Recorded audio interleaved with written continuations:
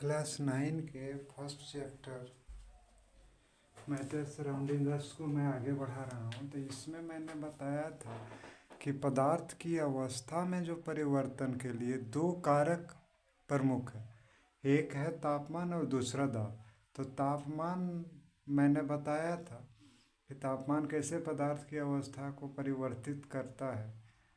उसमें ही आपको कुछ टेम्परेचर और एनर्जी को जान लेना बहुत ज़रूरी है, क्योंकि यह बार बार आएगा। तो उसमें पहला है जैसे गलनांक। गलनांक क्या होता है कि ठोस से द्रव अवस्था में जिस बदलने के लिए जिस ताप की यानी जिस ताप पर कोई पदार्थ ठोस से द्रव में बदलता है उसको हम लोग गलनांक कहते हैं। मेल्टिंग पॉइंट अंग्रेजी में कहते हैं, शॉर्ट में एमपी कहते हैं। The temperature at which the solid change into liquid. जैसे बर्फ का गलनांक है 0 डिग्री सेल्सियस, समुद्री जल का गलनांक है -2 degree Celsius.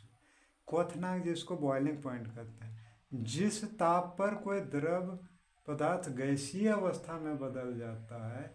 The temperature at which a liquid change into gaseous state, यानी द्रव से गैस में बदल जाता है, उसको हम लोग बॉइलिंग पॉइंट कहते हैं, शॉर्ट में बीपी कहते हैं।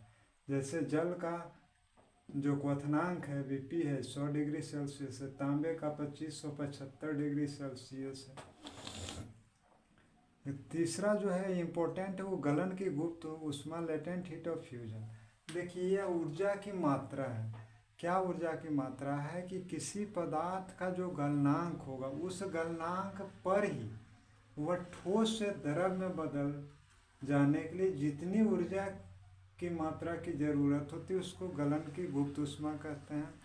अब वाष्पन की गुप्त ऊष्मा का मतलब हो गया लेटेंट हीट ऑफ वेपोराइजेशन, कि कोई अगर निश्चित ताप पर कोई पदार्थ द्रव से गैसीय अवस्था में बदलने के लिए जितनी ऊर्जा की ज़रूरत होती है उसको हम लोग वाष्पन की गुप्त ऊष्मा कहते हैं। The energy required to change liquid into gaseous state at constant temperature.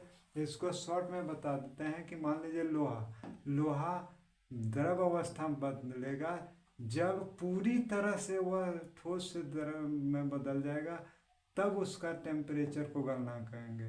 पानी अगर पूरी तरह से भाप में बदल जाएगा तो उस टेम्परेचर को हम लोग क्वथनांक कहेंगे। और गलन की गुप्त ऊष्मा का मतलब उस मेल्टिंग पॉइंट पर कुछ देर तक आपका ताप स्थिर रहता है। इस दौरान जो ऊर्जा होती है वह उसकी अवस्था को बदलने में पूरी तरह खर्च हो जाती है।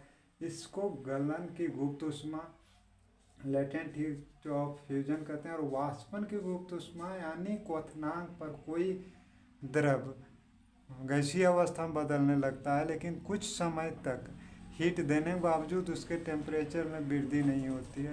तो जो ऊर्जा होती है वह ऊर्जा संपूर्ण रूप से जल को भाप बदलने में यानी द्रव से गैसीय अवस्था में परिवर्तन में खर्च हो जाता है, इसलिए वाष्पन की गुप्त ऊष्मा कहते हैं। इसका एक उदाहरण देते हैं कि 100 डिग्री सेल्सियस पर गर्म जल है और 100 डिग्री सेल्सियस पर भाप है, तो भाप से जलने की तीव्रता अधिक होगी क्योंकि उसमें वाष्पन की गुप्त ऊष्मा शामिल रहता है। आपके लिए मैंने प्ले लिस्ट बना दिया है, प्लीज़ लाइक और सब्सक्राइब कीजिएगा।